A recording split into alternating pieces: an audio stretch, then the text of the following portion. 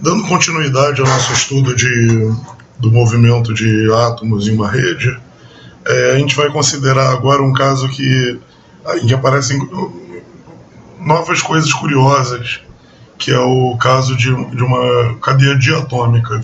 Então ela tem algumas coisas que são significativamente diferentes da cadeia monatômica. Primeira coisa que você tem que pensar é o seguinte: aqui a gente está fazendo uma cadeia diatômica em que a mola conectando o primeiro par aqui tem uma certa constante K2 e a outra mola tem uma constante K1, alternadamente, K2, K1, K2, K1. A princípio poderia ter massas diferentes também. A gente vai tomar por caso de massas iguais, só para a conta ficar um pouquinho mais simplificada, mas não necessariamente é o caso que a gente está interessado e nem fica significativamente mais difícil considerar massas diferentes.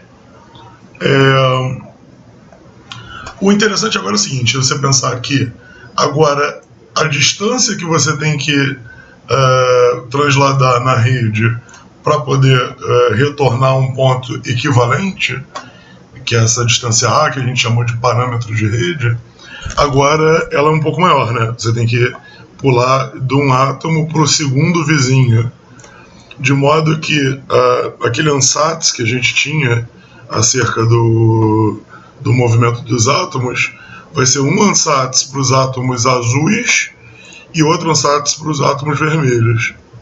Então vamos escrever separadamente as posições dos átomos azuis como x1, x2, aqui seria o x3, e o movimento dos átomos azuis, isso, e o movimento dos átomos vermelhos como y1, y2, assim por diante. Só para explicitar a diferença entre eles. Você vai continuar com equações que conectam os dois, né? Então a lei de Newton aqui vai ficar tal que a diferença entre um yn e um xn te dá a conexão aqui à esquerda de um átomo vermelho, por exemplo, ou à direita de um átomo azul, ou seja, com uma constante K2, e yn-1 e xn com uma constante K1. Mesma coisa para a equação de movimento dos átomos vermelhos, e isso daqui te dá um conjunto muito grande de equações acopladas, né? Para cada n diferente, você tem uma equação acoplada diferente. Esse problema é simplificado quando você coloca esse ansatz, né? Lembrando que o ansatz ele está determinando como que varia de um átomo para o outro a amplitude do movimento. A frequência é sempre a mesma para todos os movimentos, para todos os átomos, porque a gente está procurando por soluções que sejam duradouras, né? Soluções que sejam estacionárias. Essas soluções são chamadas modos normais de vibração. São modos em que todos os átomos oscilam com a mesma frequência. Então, isso não é parte do ansatz, isso na verdade é a condição de resolução que a gente está procurando, mas o ansatz está aqui, na expressão para como que as amplitudes variam conforme eu mudo o n. Ok, substituindo, você vai ficar então com duas equações, o AX e o AY precisam ser determinados, e vocês podem escrever essas duas equações na forma matricial dessa forma daqui. Não é muito difícil imaginar como é que se faz para colocar nessa forma matricial.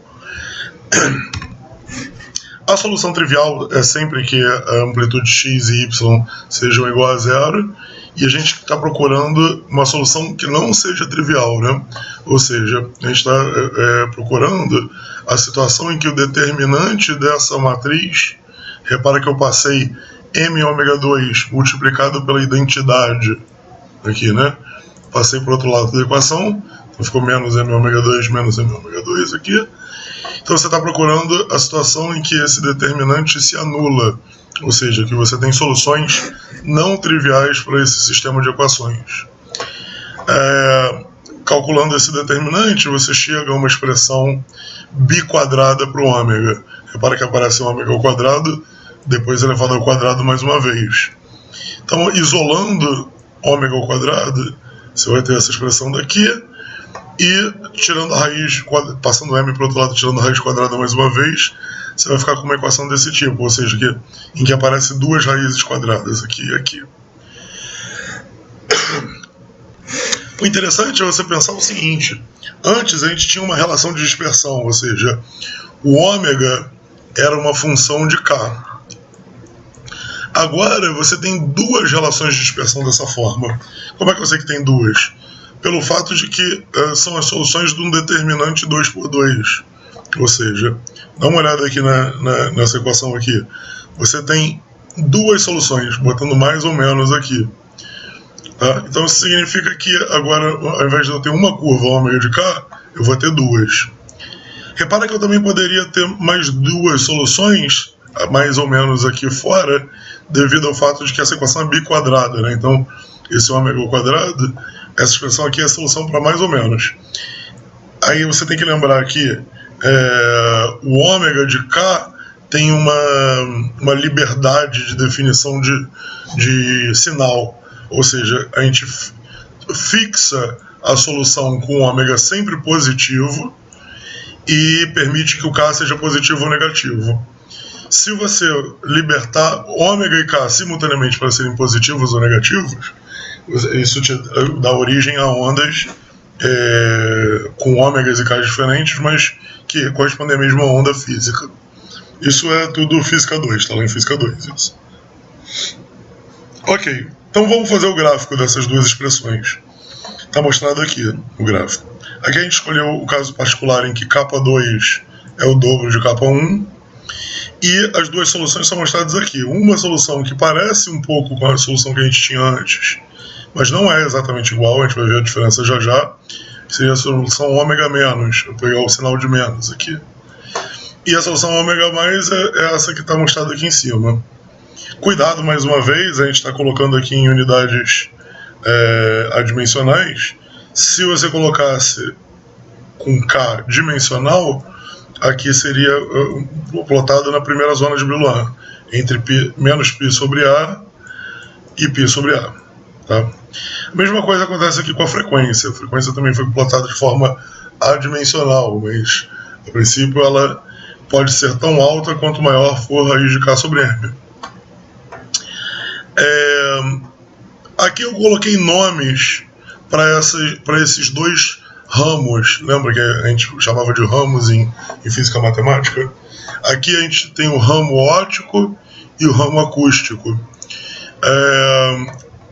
A razão para isso é simples. Lembra que som tem esse caráter de ser um limite quase linear para dispersão, né? Ou seja, é o limite em que a frequência é dada pela velocidade do som vezes k.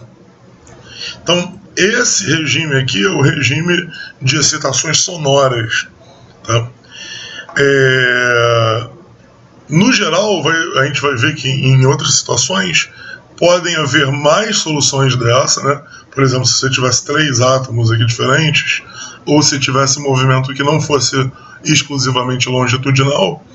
E aí esses outros modos, todos os modos que batem aqui com esse limite de K tendendo a zero quando o ômega tende a zero, são chamados coletivamente de ramos acústicos, enquanto os outros são sempre chamados de ramos ópticos. A razão para você se referir a ramos ópticos dá para entender quando você tenta entender como que uma luz incidindo nesse cristal aqui pode excitar modos vibracionais. Repara que para a luz ser absorvida, você precisa que simultaneamente a energia da luz, H cortado ômega, e o momento da luz que está associado ao seu vetor de onda K sejam simultaneamente absorvidos, né?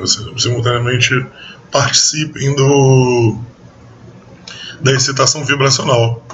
Então, a condição para absorção de luz nunca é atingida para o ramo acústico. Por quê? Porque se você pegar um valor de K qualquer aqui, correspondente a um determinado momento, a frequência correspondente é muito baixa. Se isso daqui fosse luz, estaria com a frequência lá em cima. Tá? Então, uma forma que você tem de associar quais modos vibracionais podem ser excitados por absorção de luz seria, em cima dessa relação de dispersão, que é de fônons, fazer o gráfico da relação de dispersão de fótons. A relação de dispersão de fótons é sempre linear, só que ela cresce muito, muito rápido, porque esse ângulo aqui é determinado pela velocidade da luz, que é muito maior do que a velocidade do som. Eu desenhei aqui até relativamente lenta ela, né? Coloquei um ângulo aqui que não é bem o realista. Mas aí o ponto em que houver esse cruzamento aqui é o ponto em que o modo vibracional tem o mesmo momento do modo de luz e a frequência ou energia do modo vibracional é a mesma frequência ou energia da luz. Então, nesse cruzamento aqui pode haver absorção da luz na forma de uma excitação sonora. Uma excitação sonora não, desculpa. Uma excitação vibracional. Por isso que esse ramo é chamado de óptico. Toda excitação vibracional causada por luz é necessariamente num ramo desses ópticos. Nunca pode ser num ramo acústico, por causa dessa questão do cruzamento. Tá? Em um cristal 3D, a coisa se complica. Primeiro que aqui a gente assumiu que o movimento é sempre longitudinal, quando na prática ele pode ser transversal também. Esses modos transversais, a gente sabe já em Física 2 também, que a força restaurativa vai ser a componente vertical dessas forças mola aqui, e vai ser um pouco diferente da força restaurativa para uma onda compressiva, de modo que a velocidade da onda transversal é um pouco diferente. Se eu não me engano, é um pouquinho mais rápida, não tenho certeza. Então você vai ter mais modos aqui acústicos, vai ter também mais modos ópticos, aí, pode ter uma outra formato aqui. E, além disso, você vai ter tantos modos quanto mais átomos você tiver numa célula unitária. O que é célula unitária? É essa menor parcela que se repete para formar o cristal. Então, se essa menor parcela, ao invés de ter 2 átomos, tiver 3, significa que você vai ter mais modos vibracionais permitidos com frequências diferentes para o mesmo K. Tá? Uma outra questão interessante de se explorar aqui é o esquema de zona estendido. Então, repara que aqui, lembra, a gente só plota o gráfico na região determinada pela primeira zona de Brillouin, entre menos π sobre A e π sobre A. E aqui a gente plotou ambas as soluções. Mas lembra que, na verdade, essas soluções são periódicas, assim, né? Fazem assim, assim, de modo que eu poderia escolher não representar essa solução aqui e mostrar na próxima zona de Brillouin, na segunda zona de Brillouin, essa solução de cima. A quantidade de informação que eu ia ter era a mesma. Deixa eu apagar aqui para ficar mais claro.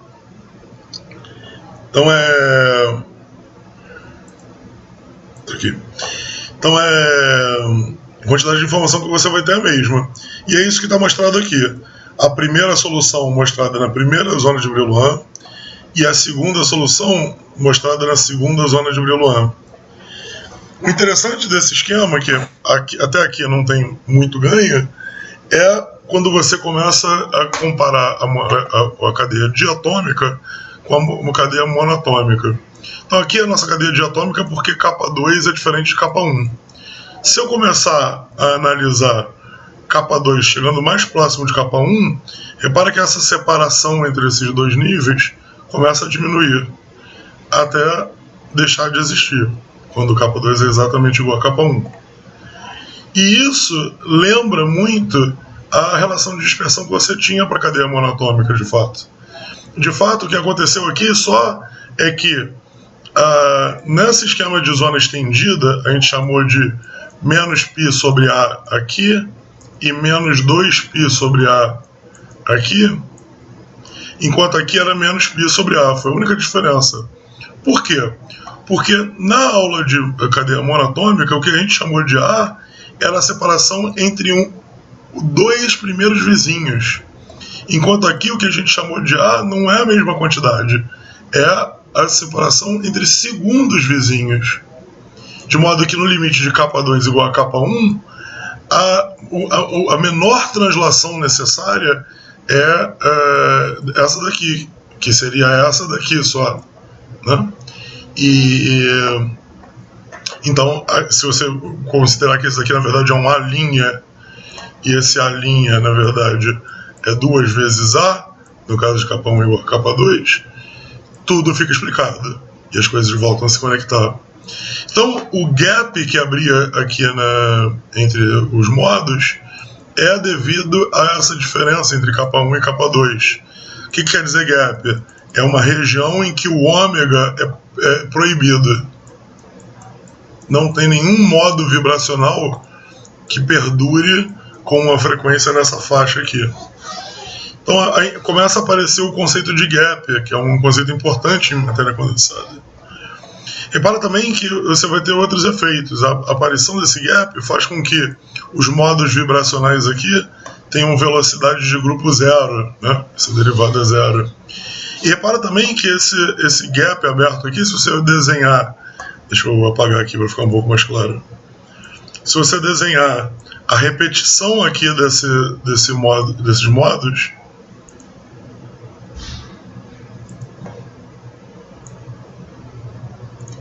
a repetição desses modos aqui, repara que esse gap aberto tem uma cara bem parecida com aquela repulsão de níveis que a gente discute no contexto de teoria de perturbação. Realmente é uma coisa muito parecida mesmo.